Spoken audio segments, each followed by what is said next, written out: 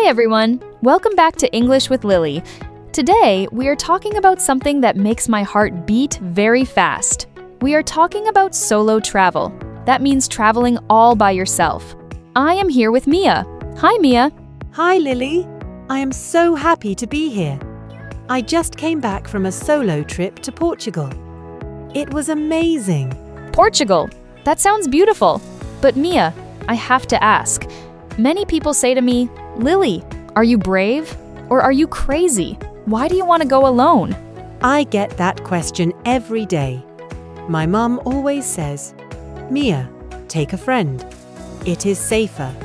But I tell her, Mum, when I am alone, I am never actually lonely. That is a very deep sentence. Alone, but not lonely. For our English learners, alone means you are by yourself. Lonely means you are sad because you want a friend. Exactly. When you travel with a friend, you talk to your friend all day. But when you travel alone, you talk to the world. Let's go back to your first day in a new country alone. You arrive at the airport, you have your big bag, you don't know the language. How do you feel? I feel small. Very small. S-M-A-L-L. I look at the signs and I don't understand them. I think, why am I here? I want to go home. Laughs, I know that feeling. We call that cold feet. It's an idiom. It means you are nervous before doing something big. Yes. I had very cold feet in Lisbon. But then, I used my 3-step rule to feel better. Tell us, what is the 3-step rule? Step 1. Find a cafe. Sit down. Drink some water. Step 2. Look at a map. Don't hurry. Step 3. Say hello to the waiter. That sounds so simple. Why does it help? Because it makes the world feel smaller. When the waiter smiles and says hello back, I think, okay, I am not in a scary movie. I am just in a cafe. Mia, what is the best thing about being alone? Is it because you don't have to share your snacks? Laughs. That is one reason. But the real reason is freedom. F-R-E-E-D-O-M. Freedom to do what? Everything! If I want to wake up at 11 a.m., I can. If I want to eat ice cream for breakfast, nobody says, that is unhealthy, Mia. Laughs. Ice cream for breakfast sounds like a perfect vacation. And if I see a beautiful museum, I can stay there for 5 hours. If I am with a friend, maybe they... Ever get that sinking feeling when you check your wallet after a trip and realize it's emptier than your suitcase? Today, we're diving into one of travel's messiest secrets, managing your money when you're out there solo. You're right, Lily. People always talk about adventure and freedom, but nobody wants to come home broke. I'm Mia, and as a budget traveler, I've turned saving money into an art form. Today, we'll share how you can travel well, even if your budget is tight.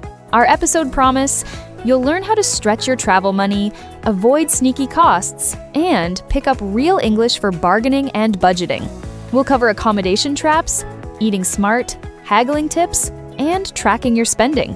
And I'll throw in some personal hacks you won't get in any guidebook. Ready to make every dollar count? Let's jump in. So Mia, people always say traveling alone costs more. Is that always true, or is it another travel myth? It can be true if you splash out on luxury hotels and fancy dinners every night, your wallet will evaporate. But honestly, solo travel can actually be cheaper if you play it smart. That surprises me. I always thought hotels punished solo travelers with higher prices. That's where the single supplement comes in. It's a sneaky fee hotels add if you're alone, but there are ways around it. Single supplement is a mouthful. What does it really mean for travelers? It's basically an extra charge just because you're not splitting the room. Some places want 2 people, so if you're solo, they hit you with a higher price. That feels so unfair. Does everyone just accept it? Actually, no. If you look for hostels or guest houses, you pay for a bed, not a whole room. That's a budget traveler's lifesaver. Are hostels really safe? I've heard you sometimes share rooms with strangers. That's true. But lots of modern hostels have female-only dorms. That adds an extra layer of comfort, and the cost can be as low as $20 a night. That's less than dinner in New York. Plus, you get to meet other travelers. Absolutely. The hostel kitchen is like a travel club. People swap stories and share tips on everything, from cheap eats to free walking tours. Let's be real. Eating out every meal can destroy your budget. Do you have a food rule when you're traveling? Yes. I live by my 1-1-1 rule. One meal from the supermarket, one from street food or a market, and one in a nice but affordable restaurant. That's clever. So you actually shop at local supermarkets in foreign countries? Definitely. It's fun to see what snacks and foods are on the shelves. And it saves a ton of money. Sometimes breakfast costs less than $3. And for lunch, you hit the street food stalls? Exactly. Street food is where you taste the real flavors. In Portugal, I grabbed a pastel de nata for just $1 and people watched in the plaza. Way more memorable than an expensive lunch. That sounds delicious and a big money saver. Plus, you get a cultural experience. You really do. Every country has its cheap, tasty surprises if you're willing to try something new. Buying souvenirs at markets always makes me nervous. Is it really okay to bargain? In many countries, bargaining is totally normal, sometimes expected. The secret is to keep it light and friendly, never aggressive. But what do you actually say in English? Especially if you're shy. Just smile and ask, "Is this your best price?" Or, "Can you give me a small discount?" It's simple and polite, and often the seller will respond. What if they say no? I always feel awkward after that. If the answer is no, just say "Thank you anyway" and start to walk away. Many times, they'll call you back and lower the price. So it's almost like playing a friendly game. Exactly. And you'll be surprised how often it works. Confidence comes with practice. Let's talk about those sneaky expenses like phone data or local transport. How do you keep them from eating up your budget? These hidden costs can add up fast. My first rule: never use your home SIM card abroad. Roaming charges are brutal.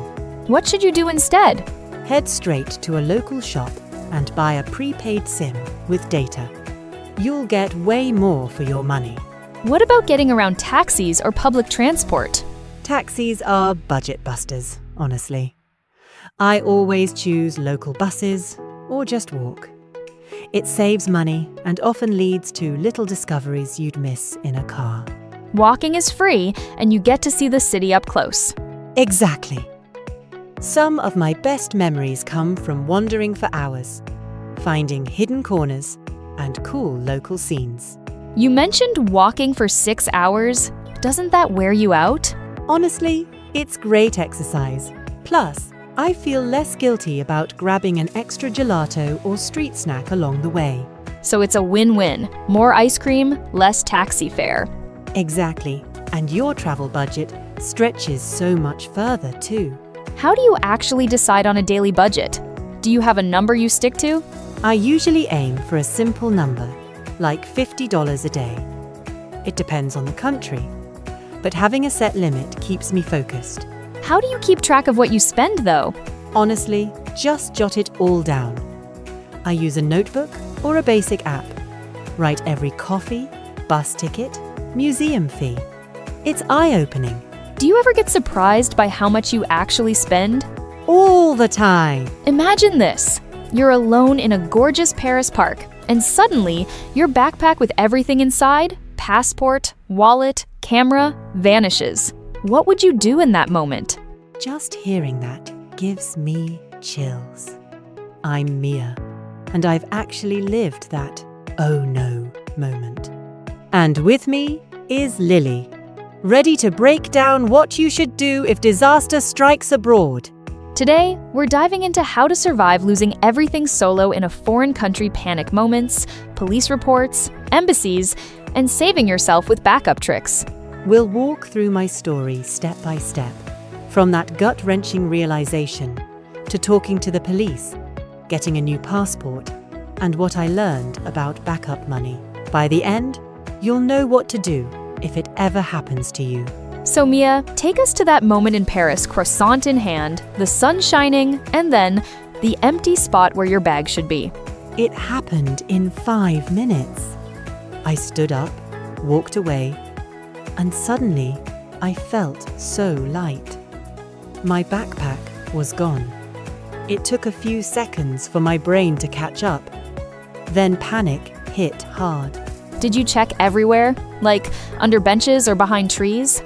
Oh, I sprinted right back to my bench. But there was just another woman sitting there. No bag, no trace. That's when reality sunk in. It must be so hard thinking in English when you're freaking out. What did you say to the woman on the bench? My brain went on autopilot. Excuse me, did you see a small blue bag here? That past tense, did you see, was all I could manage. Honestly, in those situations, simple English is your best friend. How did she react? She just shook her head. A quick, no, sorry. My heart dropped. I realized the bag was really gone, and I needed to find the police. So you're standing in a Paris police station, adrenaline pumping what came out of your mouth first? I took a deep breath and said, "Hello, I want to report a theft." That felt so formal. But it worked. Suddenly, it was all about facts. What, when, where. Theft. That's a key word. Did the officer ask you to list everything in your bag? Yes, he wanted to know all the contents. I had to explain. Black wallet, iPhone 15, green passport. It felt like a vocabulary test under pressure. Did the officer ask for any ID? I guess that's pretty tough when your ID was stolen. He did, and I just had to laugh. I said, "My ID is in the bag." He understood right away and filled out a police report for me. That little paper suddenly became the most precious thing I owned. So without that report, getting a new passport would have been impossible, right? Exactly. The embassy needs proof. It's the golden ticket to getting your identity back, honestly.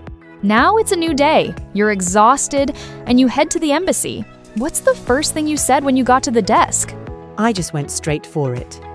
I lost my passport. I have a flight on Friday. Can you help me? Keeping it simple felt best when everything felt so overwhelming. Did they ask for anything special like documents or photos?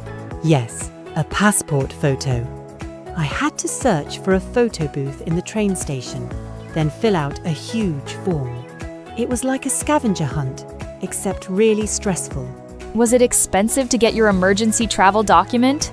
It was about $100. Plus, I had to wait around 4 hours. When they finally handed me the paper, I wanted to frame it and hang it on my wall. How long does an emergency travel document last? It's only good for one trip, basically just to get home. But holding it honestly felt like winning the lottery at that point. Okay, now the big question, how did you pay for the new passport if your wallet was gone? That's the moment you thank your past self. I always hide a backup credit card in my shoe. Sounds ridiculous, but it saved me. I'm picturing you in the embassy, pulling off your shoe and fishing out a card. Did you have any backup cash? Totally! I stash $50 in my phone case. That secret stash covered my taxi and a much-needed sandwich.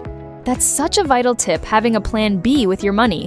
What would you have done without that backup? Without it, I would have needed to call my parents and have them wire money. That's a whole new level of stress, especially with time zones and language barriers. So, hiding emergency cash is definitely a move for all solo travelers, right? Absolutely. I never travel without a little backup money tucked away for a rainy day. Let's talk feelings for a second. How did you stop yourself from totally panicking when you realized everything was gone? Honestly, I wanted to scream and cry, but I kept telling myself, panicking doesn't find your bag. I just focused on the next tiny step, one at a time. That's so important, staying practical when your brain is yelling disaster. Did you learn any tricks to keep calm?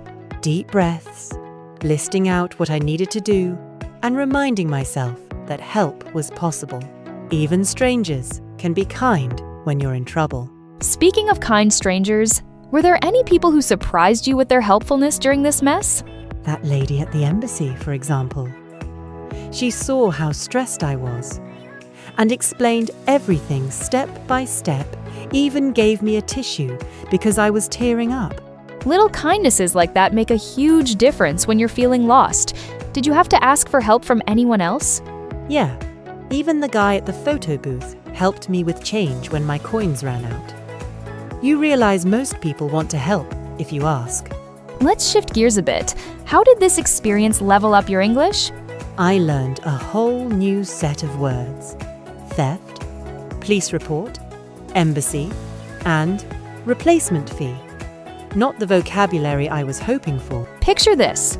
I'm waddling through the airport, suitcase tipping the scales at 20 kilograms. 5 pairs of shoes, 10 books, the whole 9 yards.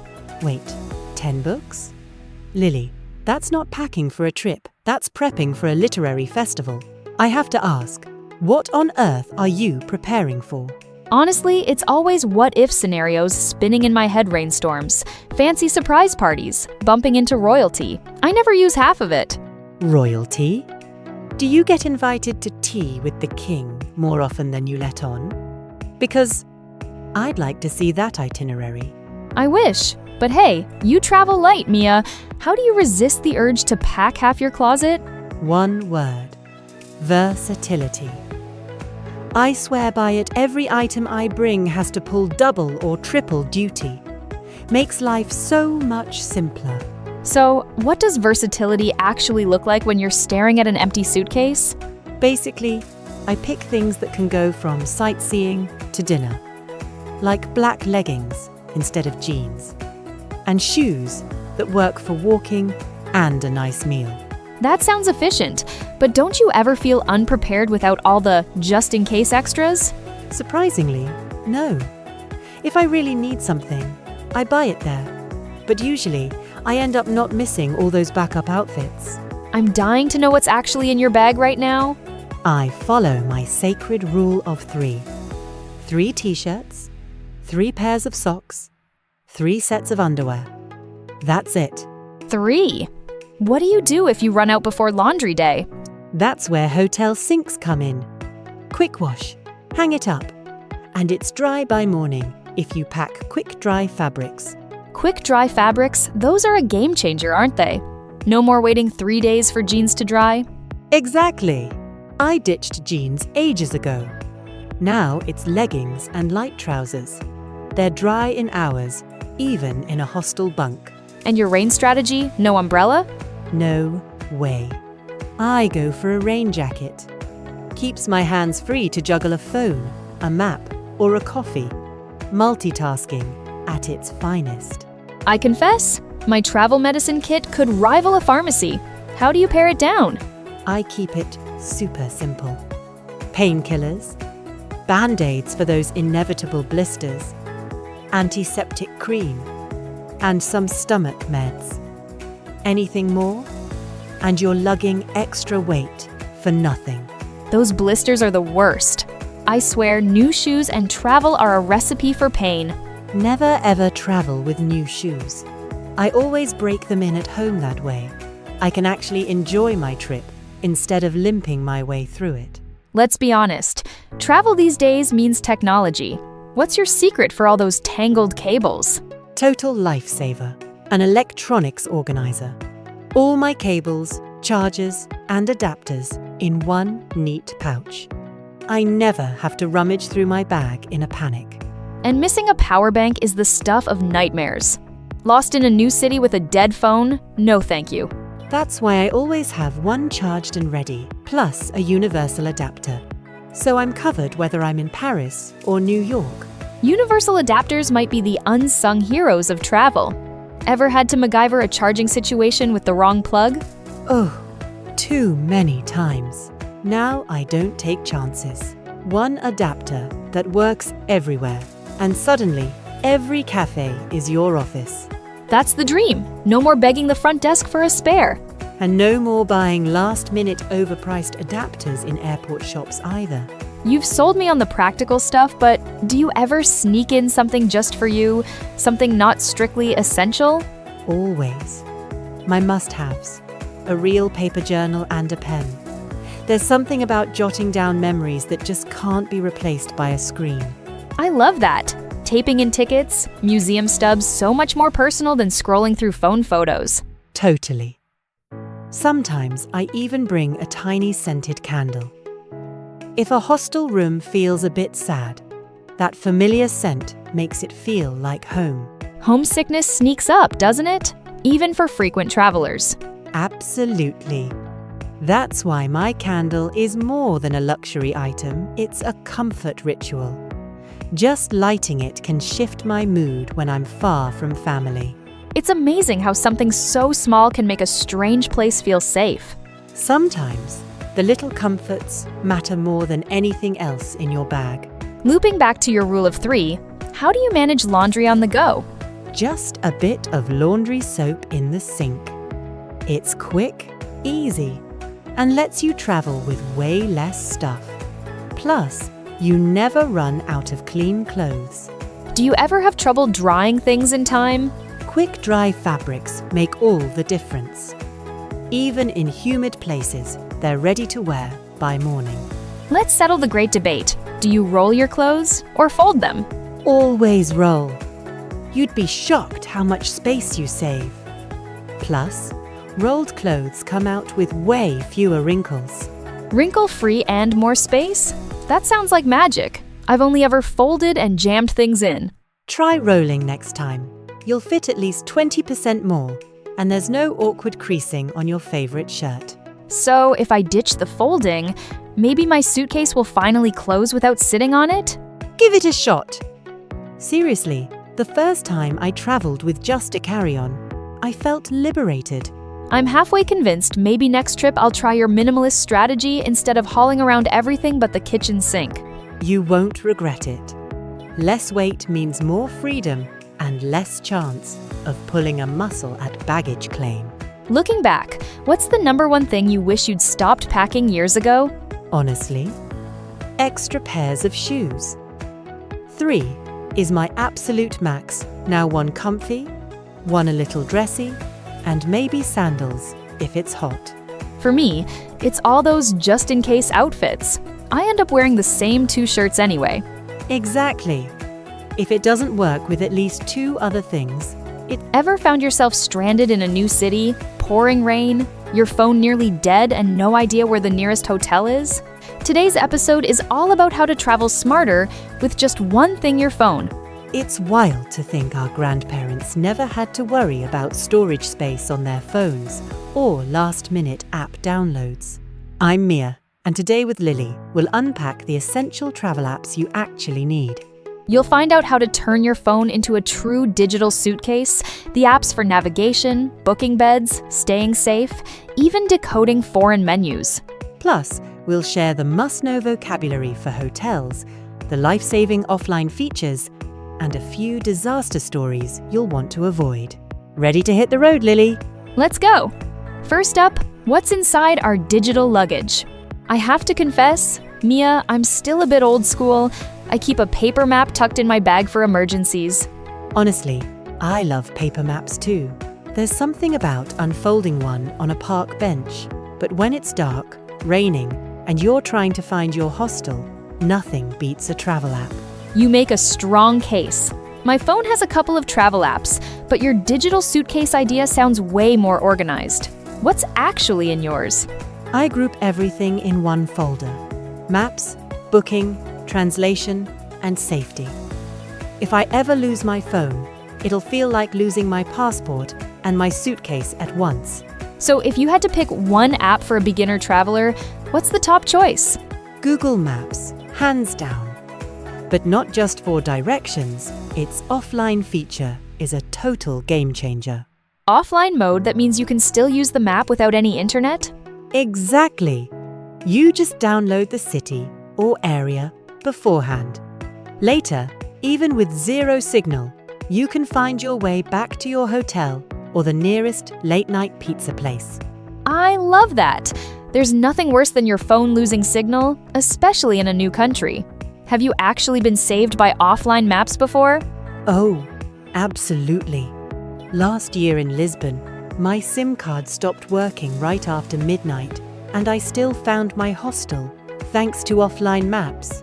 That sort of backup is priceless. I think listeners will appreciate knowing you can prepare ahead and avoid those panicked moments. Totally. It's one less thing to stress about. When you're solo, that makes all the difference. All right, you've navigated to your city, now you need a bed. Do you just stroll into a hotel and hope for the best? Sometimes, but these days I usually check Booking.com or Airbnb first. There's a whole language around hotel booking you need to know. Let's break it down. What are the key words every traveler should know before booking? Start with check-in and check-out for your arrival and departure. Then availability. Does the hotel have any free rooms? And amenities, that's all the extras, like Wi-Fi or a pool. I always look for a kettle in the amenities, honestly. A good cup of tea can fix jet lag. That's a solid tip. Also, watch for Instant Book. When you see that, it means you can reserve without waiting for the host. No nerve-wracking delays.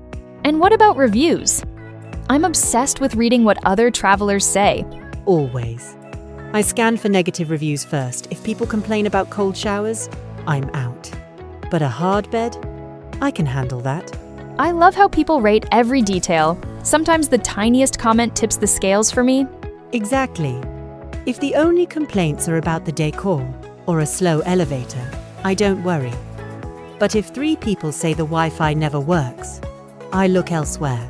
So you treat reviews like detective work, looking for patterns instead of just one dramatic story. Spot on. Reviews tell you what really matters for your trip, not just the flashy ads. Switching gears, getting around in a new place can be tricky. Taxis are pricey and often confusing. That's why I lean on ride apps like Uber or Grab, especially as a solo woman. The app tracks my location, so it feels safer, and I always know what I'll pay. And no more awkward bargaining in the back seat. You see the fare up front, right? Exactly. Plus, no language barrier. With the driver, you just plug in your destination and go. But sometimes public transport is the only way to go. How do you figure out the right bus or train? Citymapper is my favorite for that, along with Google Maps. They tell you exactly which bus to catch, where it stops, and even which platform to find in those big, busy stations. 12 platforms at some stations. I'd get lost in 5 minutes without an app. Seriously, one wrong platform and you're on your way to the wrong city. Apps help you avoid those rookie mistakes. That brings me to another nightmare, walking into a restaurant and not understanding the menu. What's your trick? Google Translate's camera mode is a total lifesaver. You just hold your phone over the menu and it instantly overlays the translation on your screen. That's just like something out of a sci-fi movie. It really does feel magical. I use it on signs and shop labels too. But you have to watch out. Machine translation can get a little creative. Now I'm curious, what's the funniest translation fail you've seen? Once I saw fried small children on a menu. It was supposed to be small fried chicken. That's when you know you need to double check before ordering. Oh no! Can you imagine pointing at that on the menu? I'd be mortified. I think we all learned to take translation apps with a pinch of salt after that. Before we wrap up, safety is something a lot of travelers worry about. Are there apps for that too? Definitely. I use Life 360. It lets my best friend see where I am. If I miss a check-in, she can see my last location, which gives both of us peace of mind. So it's not about being tracked every moment, but having a safety net just in case. Exactly. It's like having a friend in your pocket and helps my family relax when I'm traveling solo. I'm convinced. I'm off to download Google Maps and Life 360 the minute we finish. But you know I'll still keep my trusty paper map, just in case. Honestly, that's the perfect combo. Smart travelers use all the tools, digital and analog. It's about being prepared, not paranoid. It's reassuring to know you don't have to pick one or the other. Totally. Use tech for convenience, but don't be afraid to unplug and ask someone for directions or enjoy getting a little lost. Let's wrap up with 3 big takeaways. First, download those key apps before you travel: Google Maps, your favorite booking site, and a translation app. Second, always use the offline and safety features so you're never stuck without help, even in a dead zone or new city. And third, read reviews carefully and learn the core hotel and transport vocabulary. That's what saves you from surprises. Your action step? Take 5 minutes today and organize your own digital suitcase. Create a travel folder on your phone so you're ready.